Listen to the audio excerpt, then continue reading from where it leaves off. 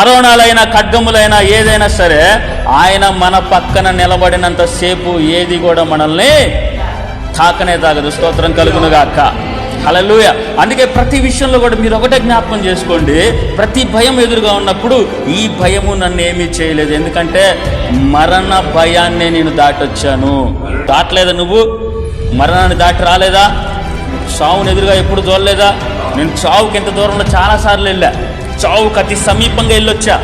చావు అయిపోయింది అనుకున్నప్పుడు అద్భుతాన్ని నా దేవుడు చేశాడు. స్తోత్రం కలుగునుగా. చావుకి అతి సమీపంగా వెళ్ళొచ్చిన సందర్భాలు చాలా ఉన్నాయండి. ఈ చిన్న ఏం చేస్తాయండి? స్తోత్రం కలుగునుగా. అప్పుడు నువ్వు అనుకోవాలా, మరణాన్ని మరణపు ముళ్ళుని విరిచిన దేవుడు పునరుద్ధానుడు సశరీరుడు నా పక్కన ఉన్నాడు, నేను భయపడను, నా దేవుడు నా పక్కన ఉన్నాడు. కాబట్టి చిన్నదానికి పెద్దదానికి కాదులే కానీ ఎంత పెద్ద శ్రమ ఎదురొచ్చినా నా దేవుడు నా పక్కనే ఉన్నాడు. హల్లెలూయా.